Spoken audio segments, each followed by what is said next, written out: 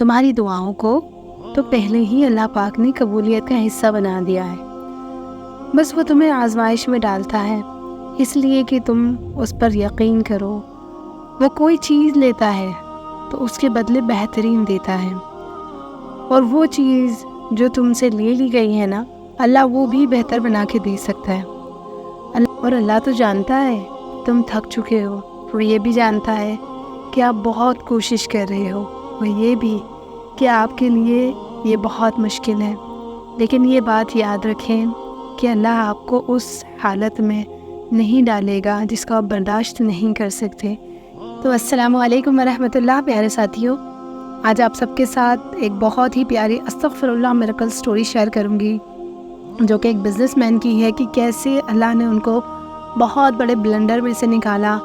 کہ کہاں وہ بہت زیادہ فائنینشیل ایشوز دیکھ رہے تھے تو اللہ پاک نے ان کی اس سے نجات کرائی، کیسے اللہ پاک نے ان کے بیٹے کو شفا دی، صرف اللہ پاک سے استغفر اللہ پڑھنے کی وجہ سے، اللہ پاک کی طرف پلٹ کر آنے کی وجہ سے۔ تو بہت ہی پیاری میریکل سٹوری آپ لوگوں کے ساتھ شیئر کرنا چاہوں گی۔ اس سے پہلے آپ سب سے یہی کہنا چاہوں گی کہ آپ ان ویڈیوز کو شیئر ضرور کیا کیجیے، ہو سکتا ہے کہ آپ کی وجہ سے کسی کا کوئی مسئلہ حل ہو جائے، کسی کو امید مل جائے، جو انسان ٹوٹ رہا ہو، جس کی امیدیں ٹوٹ رہی ہوں، جس کو لگتا ہو کہ اب میری زندگی میں کچھ نہیں ہو سکتا، وہ اس چینل پر آئے اور ان سٹوریز کو دیکھ کے اسے امید ملے کہ نہیں، میرے لیے بھی اللہ پاک معجزے کریں گے۔ تو اگر وہ آپ کے شیئر کرنے کی وجہ سے اللہ پاک سے اپنا تعلق مضبوط کر لیتا ہے، تو آپ خود سوچیے آپ کو کتنا صدقہ جاریہ ملے گا انشاءاللہ۔ میرا بھی کچھ فائدہ ہو جائے گا کہ مجھے بھی تھوڑا سا ثواب مل جائے گا، لیکن آپ کے لیے بھی صدقہ جاریہ بنے گا انشاءاللہ۔ تو چلیے پھر ہماری سٹوری شروع کرتے ہیں۔ تو آج آپ سب کے ساتھ ایک سچا واقعہ شیئر کر رہی ہوں، اور واقعہ میں اس دعا کے ساتھ شیئر کرتی ہوں کہ اللہ پاک جو بھی لوگ پریشان ہیں، مصیبت میں ہیں، اللہ پاک ہر ایک کے لیے آسانیاں کریں، اللہ پاک ہر ایک کے لیے بہترین اسباب بنائے، اور ان کو ہر اس چیز سے عافیت نصیب فرمائے جو ان کے لیے پریشانی کا باعث بنتی ہے، یا پھر جو چیز ان کو تکلیف دیتی ہے۔ آج کی سٹوری ہم شروع کرتے ہیں۔ تو آج کی سٹوری کچھ یوں ہے کہ یہ ایک بہت ہی مشہور بزنس مین کا واقعہ ہے، جو کہ انہوں نے خود اپنی زبانی بتایا ہے۔ وہ کہتے ہیں کہ میرا جو بزنس تھا وہ زمین کی خرید فروخت کے ریلیٹڈ تھا، یعنی کہ پراپرٹی کا بزنس ہوتا ہے، ایسا ہی ان کا بزنس تھا۔ کہتے ہیں کہ میرا جو بزنس آلموسٹ پورا چل رہا تھا وہ سود یعنی بیاج کے اوپر چل رہا تھا۔ بینک میں بھی میرا بہت سارا پیسہ رکھا ہوا تھا، اور آلموسٹ میں نے زیادہ پیسہ اسی لیے وہاں رکھا ہوا تھا کیونکہ اس سے مجھے بہت اچھا انٹرسٹ ملتا تھا، میں بہت ہی اچھا انٹرسٹ وہاں سے آن کر لیتا تھا، اور اسی طرح میں لوگوں کے سامنے بہت ترقی کر رہا تھا۔ ہر مہینے بینک کی طرف سے مجھے بہترین پروفٹ مل جاتا تھا، اور میرا بزنس بہت گرو ہو رہا تھا۔ پھر اچانک کچھ یوں ہوا کہ جو میرا بیٹا تھا وہ بہت زیادہ بیمار ہو گیا، اتنا زیادہ بیمار ہو گیا کہ ہر چیز کی میں نے رپورٹ اس کی کرا لی، ہر دواخانے میں اس کو دکھا لیا، اور جب میں اس کی میڈیسنز کرا رہا تھا، اس کی دوائیاں کرا رہا تھا، تو اس میں میرا بہت زیادہ پیسہ لگ رہا تھا، اور میری جتنی بھی جمع پونجی تھی وہ ساری اس کی بیماری اور اس کے علاج میں لگ گئی، میری جتنی بھی جمع پونجی تھی سب کچھ۔ پھر میں نے بینک سے تھوڑا سا قرضہ لیا، اس کے بعد وہ بھی اس کی بیماری میں لگ گیا، کچھ سمجھ نہیں آ رہا تھا کیا کروں، اور اس کے علاج میں پانی کی طرح پیسہ بہا دیا۔ میرے حالات جو تھے وہ بہت بدتر ہوتے جا رہے تھے، اور اس کی جو طبیعت تھی وہ پھر بھی سنبھلنے کا نام ہی نہیں لے رہی تھی، اور مجھ پر قرض پہ قرض چڑھتا ہی جا رہا تھا۔ جب بھی ایک قرضہ چکنے کی نوبت آتی، ایسا لگتا کہ اب یہ قرضہ میرا مکمل ہو جائے گا، مجھے دوسرا قرضہ لینا پڑ جاتا۔ کہتے ہیں پھر ایسا ٹائم آ گیا کہ جب میں کسی کو فون کرتا تھا تو لوگ میرا فون نہیں اٹھاتے تھے۔ کہتے ہیں میرے دوست، میرے جاننے والے، کوئی میرا فون نہیں اٹھاتا تھا۔ جو لوگ مجھے اتنی عزت دیتے تھے، مجھے ہر چیز میں آگے رکھتے تھے، ان لوگوں نے بھی میرے فون ریسیو کرنے چھوڑ دیے، مجھ سے بات کرنا چھوڑ دی، رشتہ داروں کو رشتہ داری کا واسطہ دے کر، لیکن کسی نے بھی مجھ پر رحم نہیں کھایا، ہر کوئی مجھ سے لا تعلق جیسا ہونے لگا۔ یہی معاملہ میرا چل رہا تھا۔ ایک روز اچانک میں رات میں بیٹھا ہوا تھا، میرے پورے فیملی والے سب سو رہے تھے۔ بتاتے ہیں کہ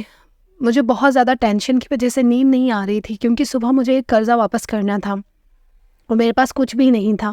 ٹینشن میں بیٹھا ہوا تھا، اچانک میں بے اختیار بہت زیادہ رونے لگا، اور روتے روتے اچانک میرے دل میں خیال آیا کہ میرے اوپر دنیا کے سارے دروازے بند ہو چکے ہیں، کوئی بھی اب مجھ سے رابطہ نہیں رکھنا چاہتا، کوئی بھی مجھے کچھ دینا نہیں چاہتا۔ پھر میرے دل میں خیال آیا کہ میں نے اس سے رابطہ کیوں نہیں کیا، وہ تو ہر ایک کو دینے پر قادر ہے نا، میں نے اس سے کیوں نہیں مانگا جس کے خزانوں میں کوئی کمی نہیں ہے، جس کے خزانوں میں اگر وہ مجھے بہت کچھ بھی دے دے گا تب بھی اس کے خزانے میں رتی بھر بھی کمی نہیں آئے گی، تو میں نے اس سے کیوں نہیں پوچھا۔ کہتے ہیں میں نے سوچا کہ میں کیوں اس کے آگے نہیں روتا، میں نے کیوں اس سے توبہ نہیں کرتا، کیوں میں اس کو نہیں منا رہا ہوں۔ ہر ایک نے تو میرے اوپر اپنے دروازے بند کر دیے ہیں، لیکن اس نے تو دروازے کھلے رکھے ہیں نا، وہ ساری دنیا پہ بھی اپنی رحمت بانٹ دے گا تب بھی اس کی رحمت میں کوئی کمی نہیں آئے گی، وہ تو غفور الرحیم رب ہے، اگر میں اس سے معافی مانگوں گا تو وہ مجھے معاف کر دے گا نا، تو میں اس سے معافی کیوں نہیں مانگ رہا ہوں۔ اور کہتے ہیں کہ مجھے لگا کہ یہ خیال بھی اللہ پاک نے ہی میرے دل میں ڈالا تھا۔ بس پھر میں اٹھا، میں نے وضو کیا اور میں نے نماز پڑھنے کھڑا ہو گیا۔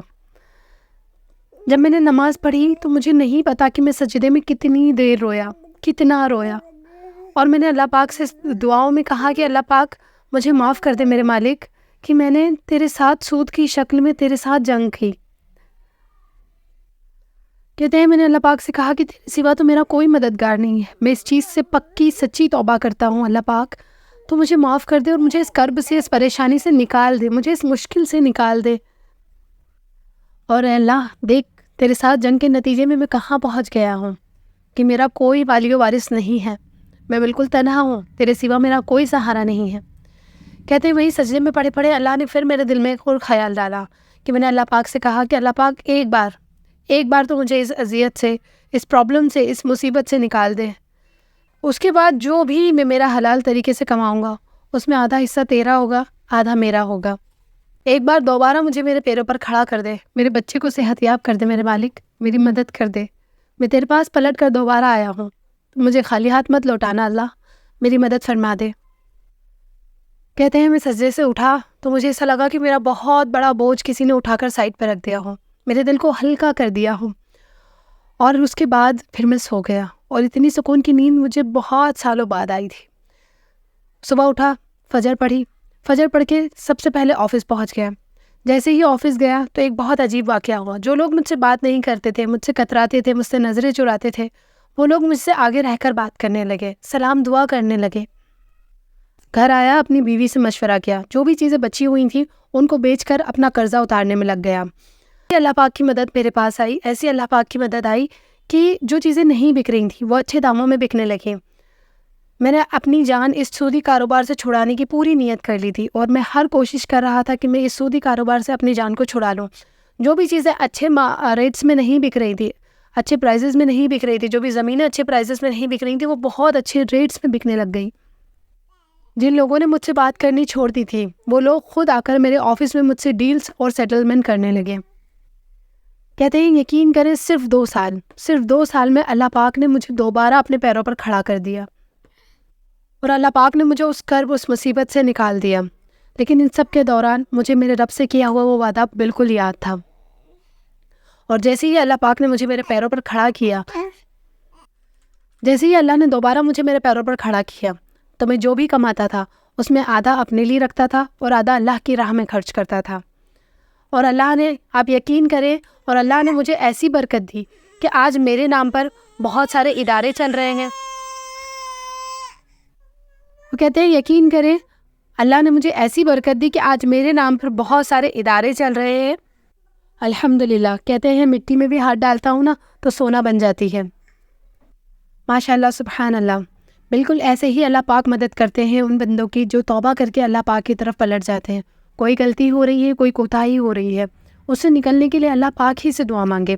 میرے پیارے دوستو، میرے پیارے ساتھیوں، ایک بات یاد رکھیں، اگر آپ اس طرح کی کسی بھی چیزوں میں انوالو ہیں نا تو آپ نے پھر اللہ پاک سے جنگ کی ہے، اور اللہ پاک سے جنگ انسان کی ہار ہی ہار ہے۔ تو کبھی بھی زندگی میں کوئی مصیبت آئے، کوئی پریشانی آئے تو ایک سبق ضرور یاد رکھیے کہ اللہ پاک کی طرف پلٹ جائیے، اپنی توبہ کر لیجیے۔ کوئی بھی بڑے سے بڑے گناہ میں آپ مبتلا ہیں، اپنی توبہ کر لیجیے، اللہ پاک سے کہہ دیجیے اللہ پاک غلطی ہو گئی، معاف کر دیجیے، اب دوبارہ نہیں ہوگا۔ پھر دیکھیں گے انشاءاللہ اللہ پاک کیسے آپ کے لیے راستے بناتے ہیں۔ تو جلدی ملتی ہوں نیکسٹ میریکل سٹوری کے ساتھ، تب تک کے لیے فی امان اللہ۔